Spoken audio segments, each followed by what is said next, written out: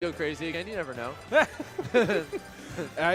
At that point, a lot of people really have to learn that Isabel matchup. But oh yeah, especially like when he first like started popping out of stuff. Like a lot of us had really bad records against him, and we were like, oh my god, what are we doing?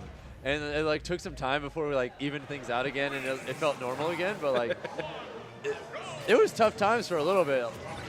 A lot of people were getting shambled, but myself included. I mean, Axel's just a phenomenal player, but now exactly what you thought. We see the Snake against Ryu, but the Hado pressure had been enough to get about 30% onto the board, but it only takes a quick trade from Snake to even it up. I'm also a really big fan of going for the S smash like super early there. Just represent really early that you're willing to call out those Tatsus to ledge, because a lot of times the Shoto players will kind of just do that freely. And if you can just make them not want to, and they'll go for like riskier recoveries instead, that's exactly what you want if you're going to try and edge guard these characters, is just to condition them to not do that Tatsu to ledge as much as possible. I like how Sonido has been using these grenades so far to pressure Vendetta, where it's just at a range where you can't safely Hado, you can't necessarily Tatsu freely at Sonido, but it gives him the option to follow up, whether it's with an aerial or faking with grab pressure. Yeah, for sure, for sure. Maintaining a really good advantage state as well. Got that damage. Yeah, I like grenade there. And even like that forward air, because you have that little rise when he moves with it. Like Vendetta had a hard time punishing it, even though he did a long laggy aerial, because he just literally rises with it. Yeah, it's been interesting to see how Sonido is at least able to create pressure, whether it's through the aerial. Oh gosh, that back air is just so impressive. Snake's aerials are genuinely like, he has one of the strongest suites of aerials in the game. Yeah, like, without a doubt. Nair does a lot of work. We've been seeing Dare used to great success in this matchup so far. And we haven't even talked about some of the specials on the side of Snake. Yeah, Nikita is, it unironically is like easily one of the best edge guarding moves in the game. Easily. The fact that at most ranges, there will be literally zero risk, just is the icing on the cake. Oh, if he like acted a little bit earlier, he might have been able to get forward there too. And again, Sonido is creating such pressure, good pressure, using the grenades for movement with the item drops, but also forcing Vendetta to pluck the grenades by using the aerials as he drops the grenades. It's really impressive to just see how Sonido is just able to weave around Vendetta. The C4 almost closes it out. Yeah, he got like that little weird grab trade, but that was going to be a really good position for him if he didn't. Nice call out from Vendetta, keeping it alive. Yeah, and Ryu with a little bit of rage. I have seen this at least once before where Vendetta has turned a game around just because you get a couple of continues. Uh-oh. I was about to say, this is where it starts with the tilts. Uh-oh. A good use of the focus attack from Vendetta, but getting the tilt out just in time. Sonido has to be extremely careful. Yeah, Vendetta gets clipped by literally anything. Up. Now any grab kills. You are officially in the danger zone. Oh, F-tilt is not going to close it out yet, but the Nikita setting up a solid That's it. That will do it. Wait. No, still alive. 191. That'll do it. Certainly. A little bit more effort than I expected, but either way, game one to Sonido. Yeah, I feel like Vendetta is trying to shake off that early stock from game one where there was a good turnaround overall, but it felt like Vendetta just was able to figure out the matchup a little bit too late by using a mixed pressure of the Shaku and the Hado. But what is there one thing that you saw Vendetta doing really well that you would like to at least see him continue in this matchup?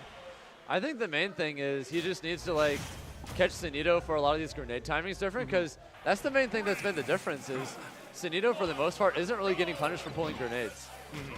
Like, Vendetta has to be more willing to just like run up and grab him and just trying to get advantage state started from there. Especially if you can do like early throws as he's pulling grenades.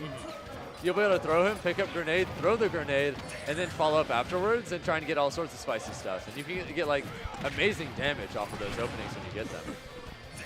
No, that makes complete sense to me. And Vendetta already doing a better job contesting Sonido, whether it's with the shocking pressure or trying to push in and just not be deterred by these grenades. It's been a pretty stark contrast compared to game one, but okay, early stock and Vendetta off and out of the gates aggressively. No, and that's the main reason things are going better for him now is like he was just really bullying his way in, just not letting Vendetta just gain that space comfortably at all. And the Shoryu powering through the Nikita, which certainly only benefits Vendetta. Yeah, when Snake can just, when he can comfortably pull grenades, that's a heavy Snake right there. And don't let him do it. Just not allowed. Vendetta making it back. Pulling grenades is banned in this venue. Oh no. Again, up to 60%, Vendetta still just tanking through this stock. And with that much rage, I feel like Sonido has to at least be a little bit worried of a Shoryu confirmed. No, 100%. He's just trying to get like a grab. That'll do it. Yeah, he's very, very behind at this point. Vendetta getting the spot dodge read and securing a 3-1 lead. Good lord. But this isn't completely unfounded. Sonido has some avenues to get back. Vendetta's at an extremely high percent. Any throw, as you mentioned in the past, will do it. Yeah.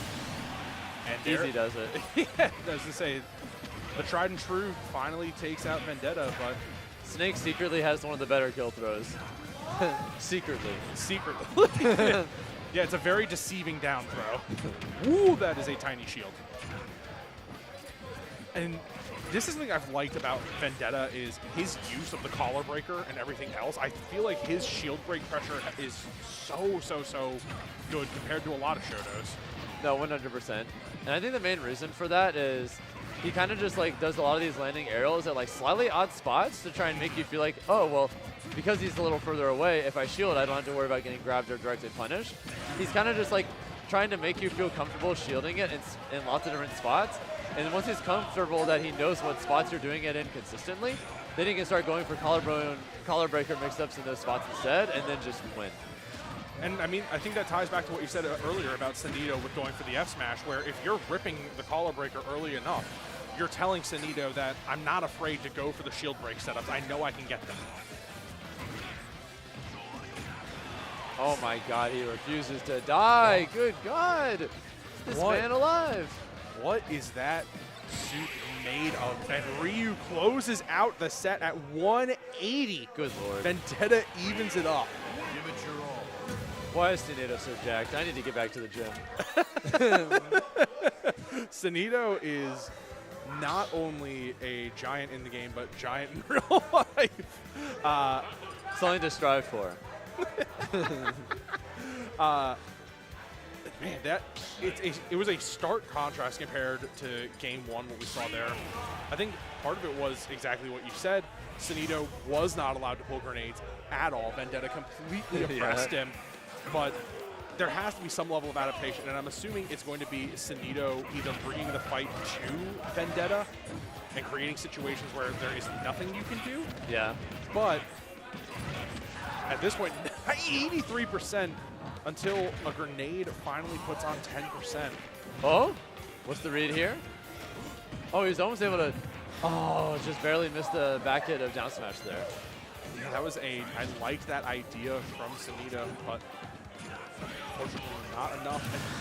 And spike from the down air into Shoryu off the ground. Yeah, that bounces you up just high enough to where you get true Shoryu in just the right position. That's awesome. That reminds me of a little thing I saw recently where specifically on, I believe, Mewtwo and like maybe one or two other characters, Terry can do footstool out of shield into downer and then cancel that into burning knuckle as an out of shield option that kills. Really? But it's only on like Mewtwo and I think maybe Inkling, I want to say. That's still really funny. But it's kind of like the same like kind of thing. Kind of. Yeah, I mean, it is the same idea where you're getting some type of confirm out of the footstool, but not enough to close it out just yet. Sonido hanging on by a thread at 93. Yeah, Vendetta has got a really big lead here. Sonido needs to stock immediately. Doesn't get it, though. More importantly, needs to find a way to safely pull grenades. finally gets a send off stage. Please kill this man. He must go. He's had a good long life. But best edge guarding tool in the game, as you said, finally takes off it. Oh my gosh. Could have been shorter though, because Vendetta still has a pretty good lead, and especially with that shield break. Ugh. And this is what I was talking about earlier, where you've now threatened the collar breaker. He holds shield in the corner. Don't you ever do that. Yep, you find those timings where Sonido feels like he has to shield. Once you've got that timing, you're like, I have that information. It's time to take advantage, take the stock. 73, and now Sonido finally able to layer this ledge trap, but Vendetta finally makes it through and is just holding center stage so well against Sonido. Oh, that would have been such a clean confirm if he got that too. The back air was just a hair away. Good. And not living that confirmed, Vendetta on a roll after that first game. Low key, what if we see the Sonic? I feel like Sonic is a good switch up at this point. You already have a game where if you win with the Sonic and you take a game from Vendetta, they still have one more game to adapt. 100%, 100%. And we haven't changed the stages yet. Do you think Sonic has any issue with PS2 against Ryu specifically? No, not at all. I think that's what Sonido's thinking about right now, is he's really considering that character pick. He's deep in the tank. Yeah, I mean, he's really just trying to at least decide what is the ultimate decision. And no, Snake again. All right. So Sonido staying with the Snake. And at this point, I feel like you have to figure out some level of answer for what Vendetta is doing right now, which is running in and oppressing with these Shakus, the Hados, and then following up with quick aerials. Right. Oh boy. Nah, he's got all this extra damage too, and like even when he's like not getting the fireballs he wants or other things, he's still doing it in positions where he's able to maintain center stage control. And at the end of the day, center stage control isn't always about like literally being in the center. Sometimes it's just about not letting them do it, like goalkeeping. Yeah, you're just trying to deny that space from your opponent and ensure they can only work with a smaller portion of the stage, right? Or like a medieval siege. You don't need you can defend the castle while being in front of the moat. You don't need to be in the castle. That's actually true enough. And as long as you don't let them get past the bridge, then it doesn't matter that you're not there yourself. I mean, I think that sequence that we just saw with the Shakus throwing it right over the middle and denying Sonido from ever going towards that center stage. Perfect example of what you're saying. You don't need to be in the center to defend that territory. But yeah, as long as you just don't let them get there. As I say, Sonido's trying to do his own impression of that by leaving a C4 right in the middle, but now Snake is one of the characters that has some of the most explicit tools for doing that, because most characters don't have like stuff they can like permanently set on stage and then use as a tool. I mean, most projectiles are, you know, you throw them and then that's it. Yeah, as a sad Richter player, I completely understand that, but I guess you have like the exception with Holy Water, kind of, but like if it gets picked up, yeah, that's different. And that doesn't happen that often.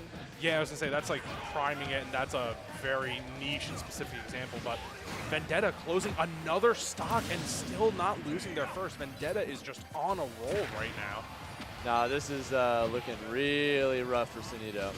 But Nikita was able to get through the armor, so ended up working out.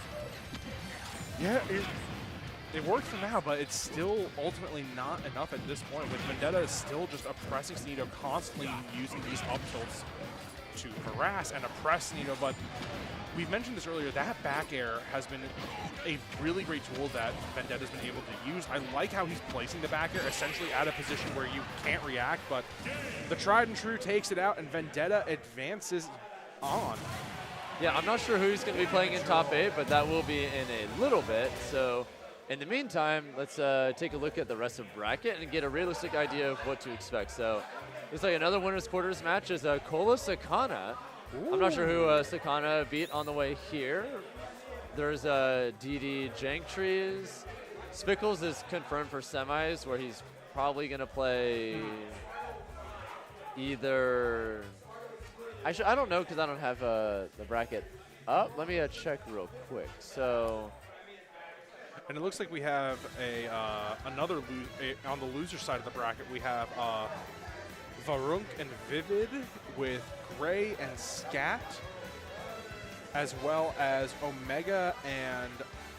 That's Crystal. That's Crystal. Got it. Okay. It's some anime thing. I don't know. No, I knew it was that. I was just like, I don't know whose tag that is. I'm not even going to attempt to guess. But yeah, I went through an anime phase in my teens, but it has been a long time.